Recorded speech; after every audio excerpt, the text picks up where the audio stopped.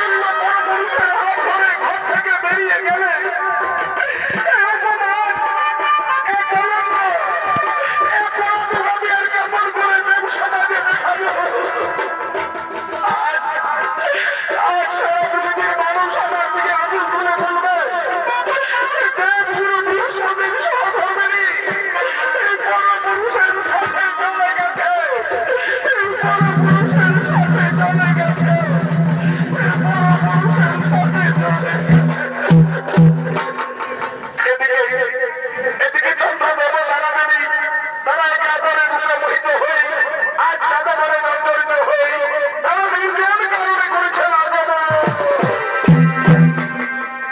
এই জীবন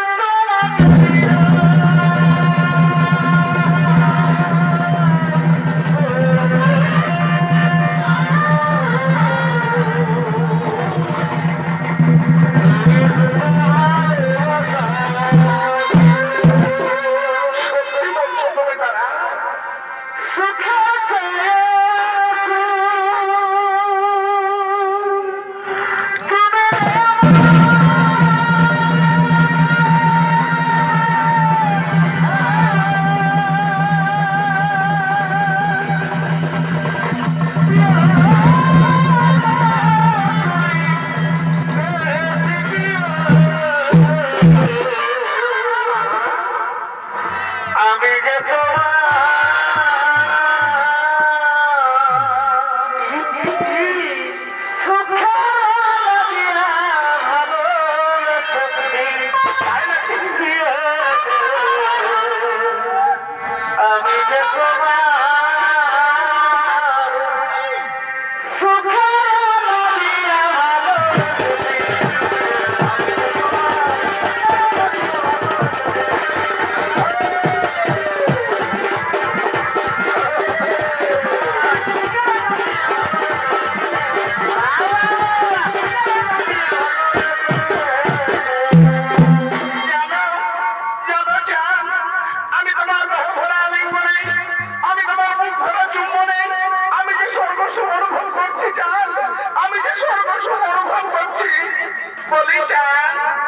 তুমি আমায় কোনোদিন ভুলে যাবে না গো, তুমি আমায় ছেড়ে কোনোদিন দূরে চলে যাবে না গো।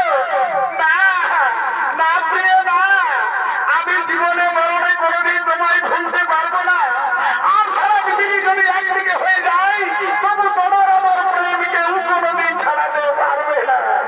আমি সারা জীবন তোমার দুই বাহু এইভাবে ধরে রাখবো আর আদর করে বলবো,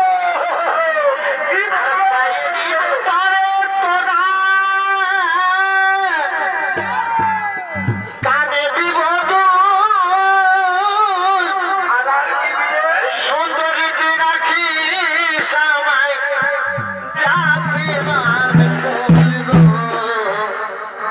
সুন্দরী রাখি সবাই আরে কানে দিব কানের দই গজমতি আর দিব ভালোবাসা এ নাই তুলনাটা এ মেরে রাবণে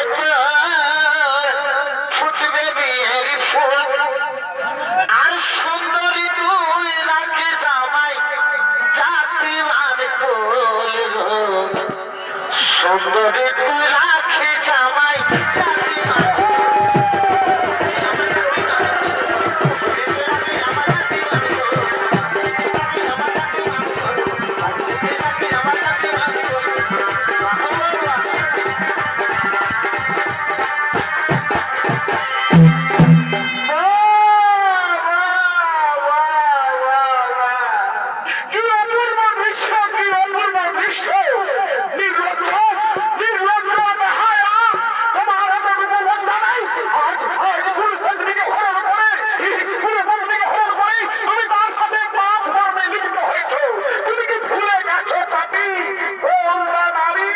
আর কোনটা হলো না।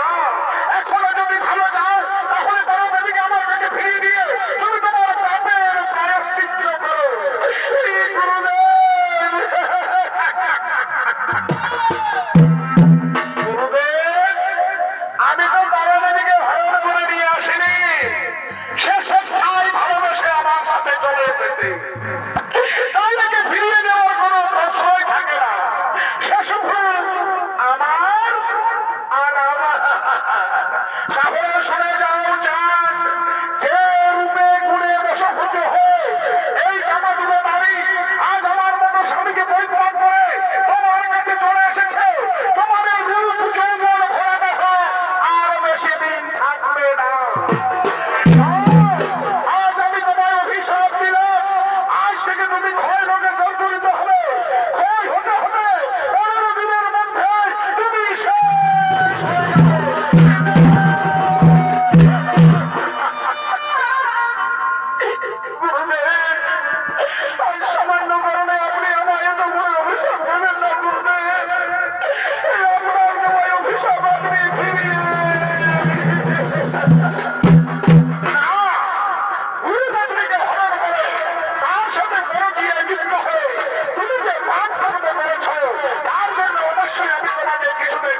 করতে পারবো না।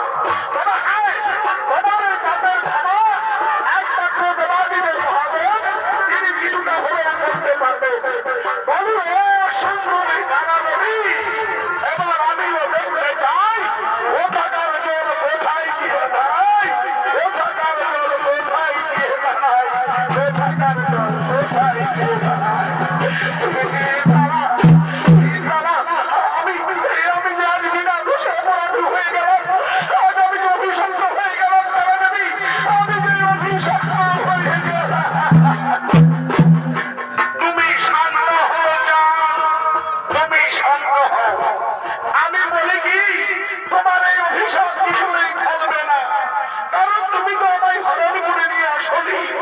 আমি স্বেচ্ছায় ভালোবেসে তোমার সাথে চলে এসেছি, তাই গুরুদেবের কথা না ভেবে তুমি আমার কথা ভাবো। চাঁদ, তুমি আমার রূপের কথা ভাবো, তুমি আমার যৌবনের কথা ভাবো।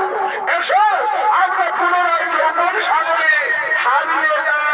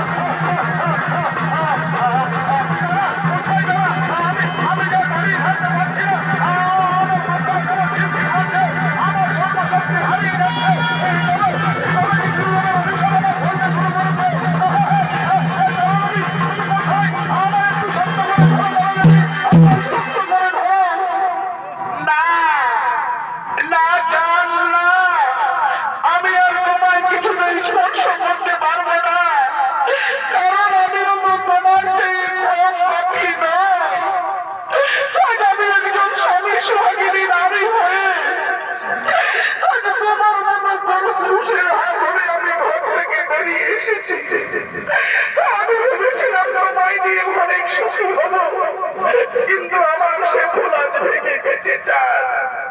আমার সে ভুল আজ ভেঙে গেছে। নারীরা সুখী হয় তার প্রথম স্বামীর কাছে, যে স্বামী তাকে অগ্নি সাক্ষী রেখে শাখা ঘুরিয়ে হাতে শাখা সীতায় সিঁদুর গলায় মালা পরিয়ে তাকে মধুর বরণ করে দেয়। আজ আমি ছুটে চললাম সেই প্রথম স্বামীর কাছে। সে আজ আমায় যত লাঞ্ছনা করুন, সে আমায় যত অপমান করুন, তবু সে আমার স্বামী, সে আমার স্বামী দেবতা। আমি চললাম চাঁদ, আমি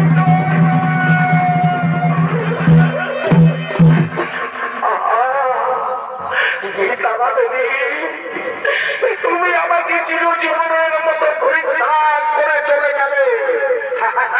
যাবেই তো, আমি যে মহাপাপী, আজ আমি গুরু পত্নীকে হরণ করে আমি তার সাথে প্রেম ক্রিয়ায় লিপ্ত হয়েছিলাম। আজ আমার কেউ নেই, আজ আমার সমাজ নেই, বন্ধু বান্ধব নেই, আজ আমার দেহ হলো ক্ষীণ, আমার শক্তি হয়েছে হীন, আমার আয়ু মাত্র আর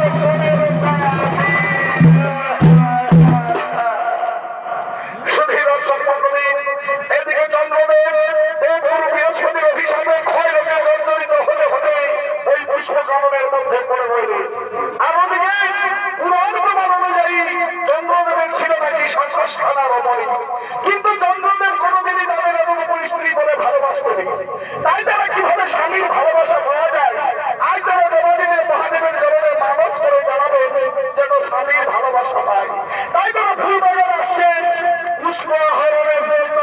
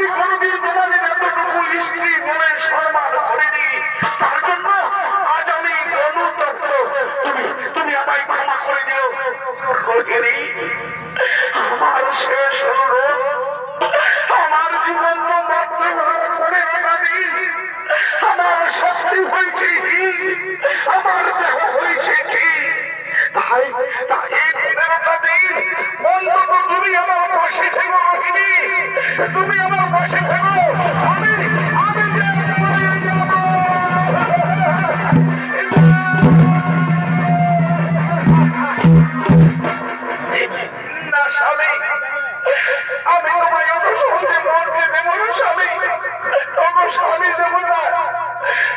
এই যদি আমি সত্যিই নারী হয়ে থাকি, আমি যদি এক মনে দেবাদিনী মহাদেবের চরণে প্রতিদিন পুষ্পর ঘনি বিদুর করে থাকি, তাহলে দেবাদিনী মহাদেব আপনি কোথায় আছেন ঠাকুর? আপনি আমার স্বামীকে সুস্থ করে দিন ঠাকুর। আপনি আমার শাখা সিঁদুরকে রক্ষা করুন প্রভু। আপনি আমার শাখা সিঁদুরকে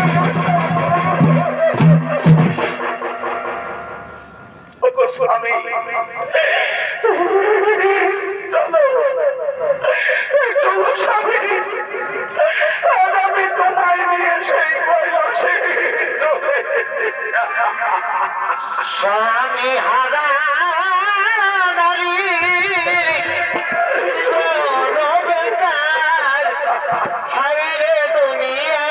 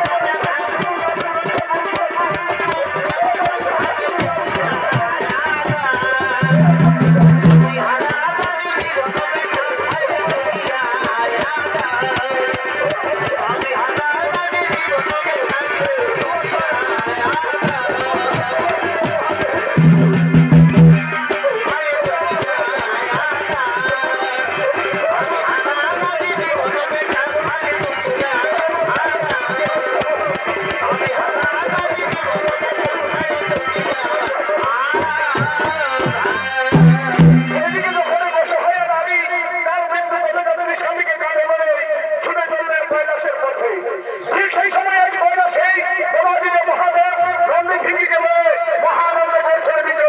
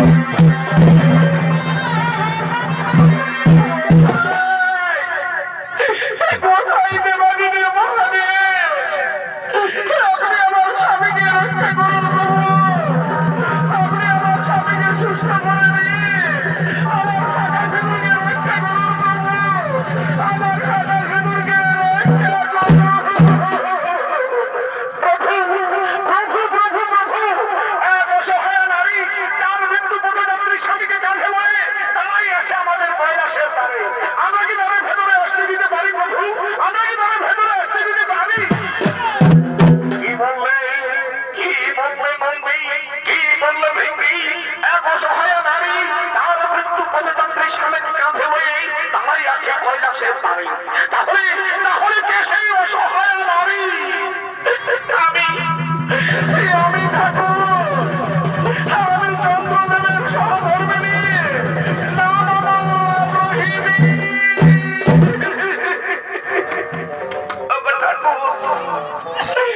আমার স্বামী তার গুরু পত্নী দলনীর সাথে করেছে সহবাস, এই গুরু পত্নীকে করেছে হরণ। তাই গুরুদেবের অভিশাপে ক্ষয় রোগে জর্জরিত হয়ে এর 15 দিনের মধ্যেই হইবে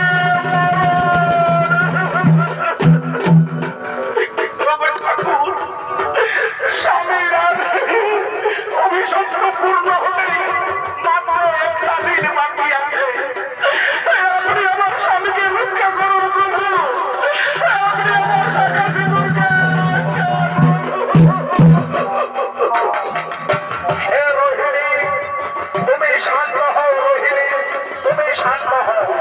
আমি তোমার স্বামীকে রক্ষা করতে পারবো, কিন্তু আমি তো তোমার স্বামীকে সুস্থ করতে পারবো না। তুমি এক কাজ করো রোহিণী, তুমি তোমার রোগাজীর্ণ স্বামীকে আমার এই টোটা ভরা বাসকেই করো সাগো। বেশ, তবে তাই হোক ঠাকুর। আমার এই রোগাজীর্ণ স্বামীকে আপনার টোটা ভরা মস্তকেই করিলাম সাগো। এই দেখো রোহিণী, আর তোমার কোনো ভয় নেই। হ্যাঁ, তোমার স্বামী আমার টোটা ভরা মস্তকেই যেমন আছে ঠিক তেমনি থাকবে। পরবর্তী কেন 15 বছর পর্যন্ত সে একই রকম থাকবে। এখানে কোনো অভিশাপ আর প্রবেশ করতে পারবে না। এবার যাও রোহিণী, তুমি দেবগুরু বৃহস্পতির কাছে নিয়ে জেনে এসো তোমার স্বামী কিভাবে তার অভিশাপ থেকে মুক্তি লাভ করবে। এসো এসো হে নন্দী, এসো ভিঙ্গি, আমরা রোহিণী দেবীকে কিছুটা পথ এগিয়ে দিয়ে আসি।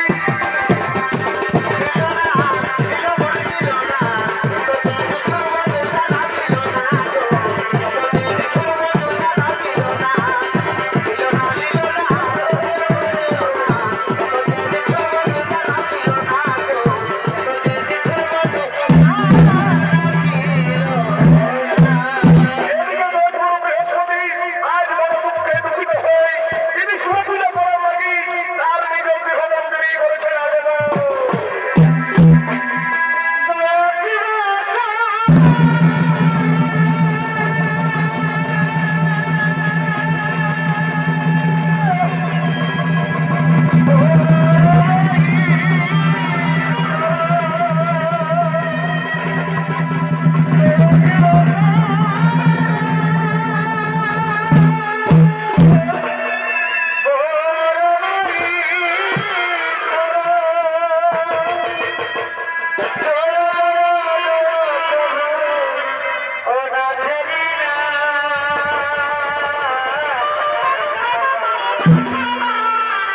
তুমি আমার প্রভু, ও সোনা,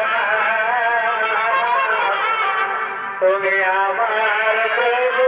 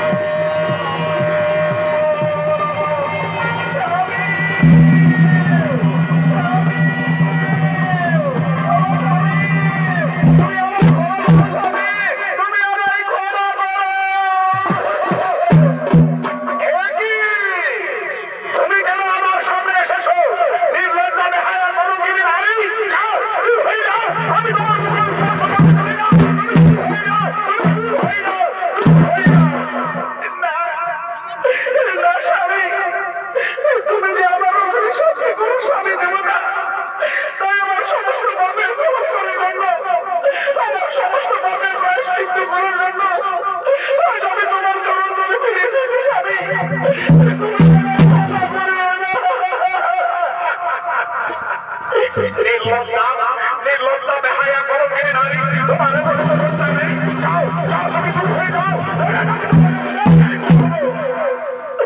মারো, মারো স্বামী, মারো। তুমি আমায় যত মারো মারো, তবু আমার পাপে আমি ক্ষমা করে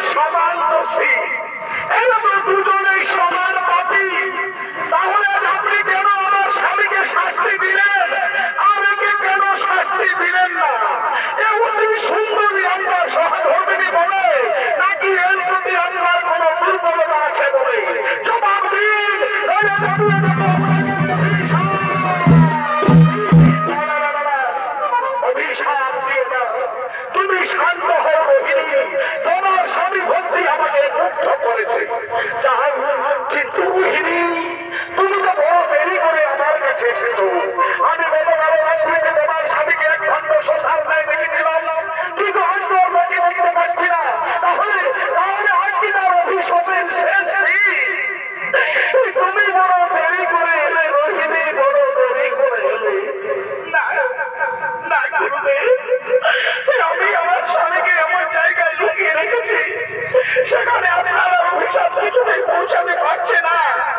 সেখানে 15 দিন গেল, 15 বছর থাকলেও আমার স্বামী যেমন আছে তেমনি থাকবে, তার কোনো ক্ষতি হবে না। কি বললে রোহিণী? আমার অভিশাপ আর পৌঁছাতে পারছে না? তাহলে বলো রোহিণী, তোমার স্বামীকে তুমি কোথায় লুকিয়ে রেখেছো? গুরুদেব, আমার স্বামীকে আমি দেবাদিদেব মহাদেবের জটায় লুকিয়ে রেখেছি। ধন্য ধন্য নারী, তোমার স্বামী ভক্তি আমাকে মুগ্ধ করেছে। যাও যাও রোহিণী, তুমি সোমতীর্থের জলে গিয়ে তোমার স্বামীকে স্নান করাবে। যাও, ওই সোমতীর্থের জলে স্নান করালে সে তার অভিশাপ থেকে মুক্তি লাভ করবে, এমনকি তার আগেকার রূপ যৌবন সে পুনরায় ফিরে পাবে।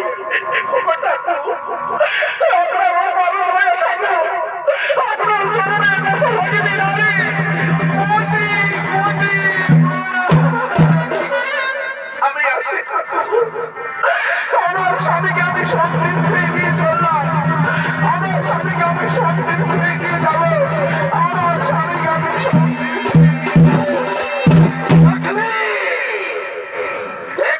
হঠাৎ ছাড়ি। নারী কাকে বলে তুই দেখলি? শুধু রূপেই নারীর আসল পরিচয় নয়, তার মধ্যে শ্রদ্ধা, ভক্তি, মায়া, মমতা থাকতে হয়। কিন্তু তুই তো তা করলি না। তুই আমার মুখে চুলকালি বাঁচিয়ে দিয়ে যে তুই অন্যায় করছিস, তার জন্য আজ আমি তোকে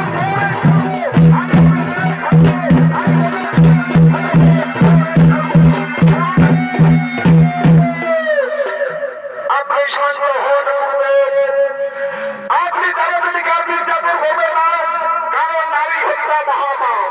কি বললেন? কি বললেন ব্রহ্মদেব? কি বললেন বিষ্ণুদেব? কি বললেন মহেশ্বর? নারী হত্যা মহাপাপ। কিন্তু কিন্তু আমার সহধর্মিনী তারাপীঠিকে অপকর্ম করেছে, তার জন্য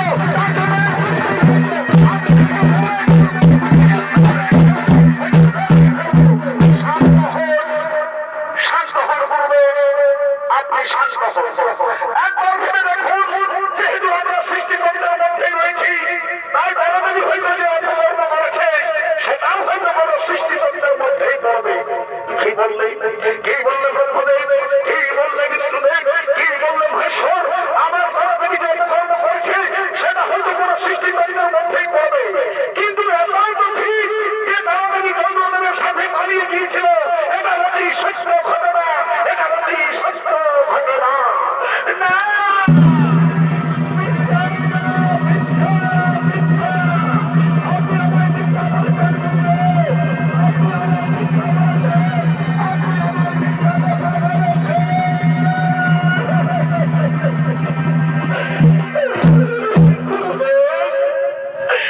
আমি আপনার কথা মতো আমার স্বামীকে আমি সমুদ্রে নিয়ে গিয়ে স্নান করালাম, কিন্তু কই আমার স্বামী তো তার অভিশাপ থেকে মুক্তি লাভ করলো না, এমনকি সে তার আগের রূপ মতো ফিরে পেলে না।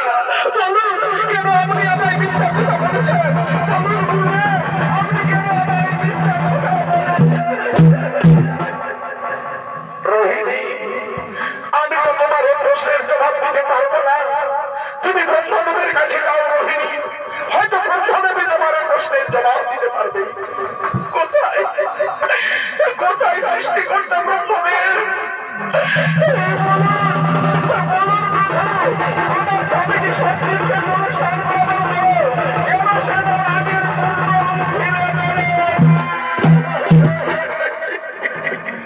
শান্ত হও, শান্ত হও রোহিণী, তুমি শান্ত হও।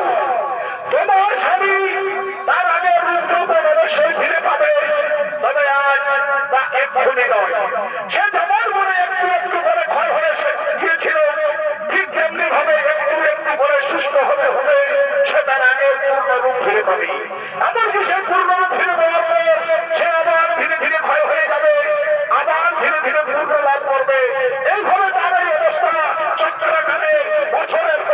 পর এমনকি যুগের পর যুগ তা চলতে থাকবে। না না,